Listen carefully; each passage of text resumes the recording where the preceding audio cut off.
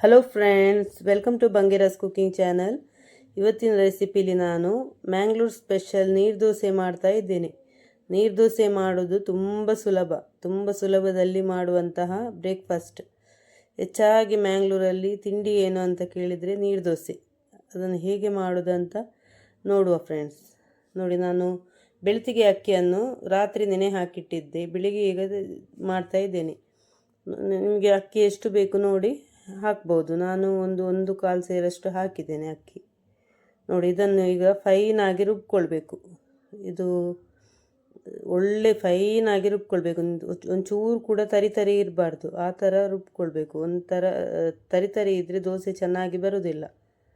ಅದಕ್ಕೆ ದೋಸೆ ಒಂಥರ ಒಡೆದು ಇದು ಗೆರೆ ಬೀಳ್ತದೆ. ಅದಕ್ಕಾಗಿ ನೋಡಿ, ರುಚಿಗೆ ಉಪ್ಪು ಹಾಕ್ತಾ ಇದ್ದೇನೆ ನಾನು. ರುಚಿಗೆ ನೋಡಿ ಉಪ್ಪು ಹಾಕಿ ಅದಕ್ಕೆ ಎಷ್ಟು ನೀರು ಬೇಕು ನೋಡಿ ಹಾಕಿ ಗ್ರೈಂಡ್ ಮಾಡಬೇಕು. ಫೈನಾಗಿ ಗ್ರೈಂಡ್ ಮಾಡಬೇಕು. ನೋಡಿ, ಈ ಥರ ಗ್ರೈಂಡ್ ಮಾಡ್ಕೊಂಡಿದ್ದೇನೆ. ನೋಡಿ, ಚೆನ್ನಾಗಿ ಫೈನಾಗಿ ರುಬ್ಕೊಳ್ಬೇಕು.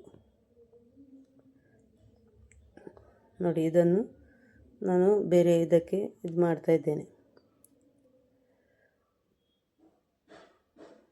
ಇನ್ನು ಉಳಿದಿರುವ ಅಕ್ಕಿಯನ್ನು ಕೂಡ ಅದೇ ಥರ ಹಾಕಿ ಗ್ರೈಂಡ್ ಮಾಡಿ ತೆಗಿತಾ ಇದ್ದೇನೆ ನಾನು. ತುಂಬ ಟೇಸ್ಟ್ ಆಗ್ತದೆ. ಇದು ಮ್ಯಾಂಗ್ಳೂರಲ್ಲಿ ತುಂಬ ಫೇಮಸ್ ರೆಸಿಪಿ ನೀರು ದೋಸೆ ಅಂತ ಹೇಳಿದರೆ. ಇದಕ್ಕೆ ಚಿಕನ್ ಪುಳಿ ಮುಂಚಿ ಮತ್ತು ಚಿಕನ್ ಸುಕ್ಕ, ಇಲ್ಲದ್ರೆ ಕಾಯಿ ಚಟ್ನಿ ಜೊತೆನೂ ತುಂಬ ಚೆನ್ನಾಗಿರ್ತದೆ. ತುಂಬ ಒಳ್ಳೆ ಮೀನು ಪದಾರ್ಥ ಎಲ್ಲ ಇದ್ದರೆ, ಫಿಶ್ ಕರಿ ಎಲ್ಲ ಇದ್ದರೆ ತುಂಬ ಒಳ್ಳೆಯದಾಗ್ತದೆ. ನೋಡಿ, ಈಗ ಗ್ರೈಂಡ್ ಮಾಡಿದ್ದೇನೆ ನಾನು. ಇದನ್ನು ಹಿಟ್ಟು ನೋಡಿ, ಇದು ದಪ್ಪ ಉಂಟು. ಇದರ ಕನ್ಸಿಸ್ಟೆನ್ಸಿ ನಾನು ಹೇಳ್ತೇನೆ ನೋಡಿ. ತುಂಬ ನೀರು ಮಾಡಬೇಕು ಇದನ್ನು. ನೀವು ರವೆ ದೋಸೆಗೆಲ್ಲ ಮಾಡ್ತೀರಲ್ಲ, ಆ ಥರ ಇರಬೇಕು ಹಿಟ್ಟು. ನೀರು ದೋಸೆ ಅಂತ ಹೇಳಿದ ಮೇಲೆ ನೀರು ಸ್ವಲ್ಪ ಜಾಸ್ತಿ ಹಾಕಿ ತೆಳ್ಳಗೆ ಮಾಡಬೇಕು. ದಪ್ಪ ಆದರೆ ದೋಸೆ ಒಳ್ಳೆಯದಾಗೋದಿಲ್ಲ.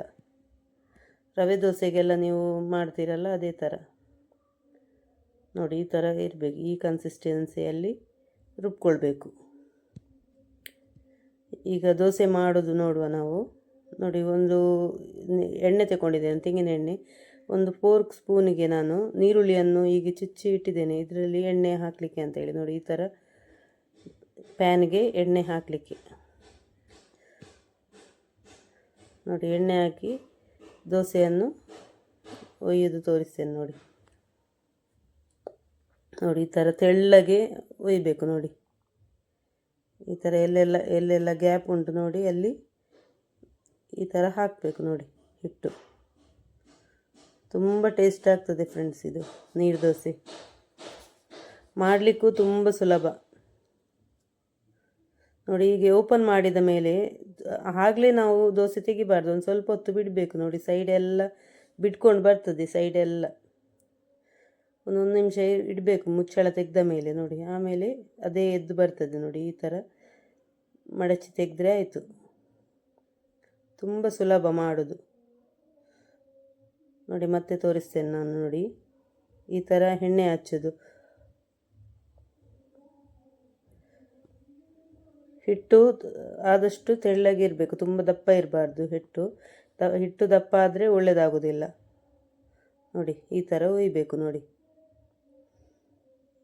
ಕಬ್ಬಿಣದ ಕಾವಲಿ ಇದ್ದರೆ ತುಂಬ ಒಳ್ಳೆಯದು. ಕಬ್ಬಿಣದ ಇದಿದ್ದರೆ ಇನ್ನೂ ತುಂಬ ಚೆನ್ನಾಗಾಗ್ತದೆ. ಹೆಚ್ಚಾಗಿ ನೀರು ದೋಸೆ ಕಬ್ಬಿಣದ ಇದರಲ್ಲಿ ಮಾಡ್ತಾರೆ. ಅದರದ್ದೇ ನೀರು ದೋಸೆ ಮಾಡುವ ಇದು ಕಾವಲಿ ಬರ್ತದೆ, ಅದರಲ್ಲಿ ಮಾಡ್ತಾರೆ. ನಾನು ನಾನ್ ಸ್ಟಿಕ್ ಪ್ಯಾನ್ ತಗೊಂಡಿದ್ದೇನೆ.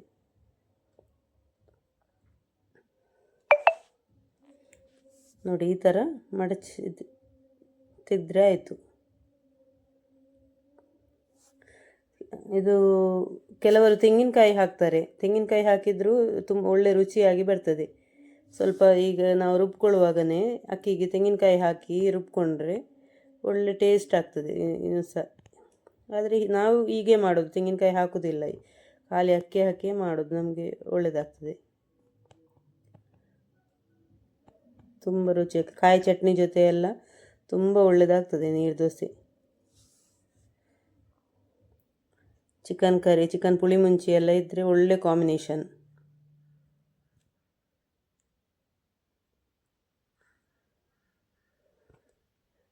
ನೋಡಿ, ಈ ಥರ ಮುಚ್ಚಳ ತೆಗೆದ ಮೇಲೆ ಒಂದು ಸ್ವಲ್ಪ ಹೊತ್ತು ಬಿಡಬೇಕು. ಬಿಟ್ಟು ಮೇಲೆ ಸೈಡೆಲ್ಲ ಕಾಯಬೇಕು. ಸೈಡೆಲ್ಲ ಬಿಡ್ತಾ ಬರ್ತದೆ, ನಿಮಗೆ ಗೊತ್ತಾಗ್ತದೆ ನೋಡುವಾಗ. ಸೈಡೆಲ್ಲ ಎದ್ದು ಬರ್ತದೆ. ಆಮೇಲೆ ನೋಡಿ ಈ ಥರ ಮಡಚಿ ತೆಗೆಯೋದು ಅಷ್ಟೇ. ನೀವು ಮನೆಯಲ್ಲಿ ಟ್ರೈ ಮಾಡಿ ಫ್ರೆಂಡ್ಸ್. ಹೇಗೆ ಆಗಿದೆ ಅಂತ ಕಮೆಂಟ್ ಮೂಲಕ ತಿಳಿಸಿ. Thank you friends.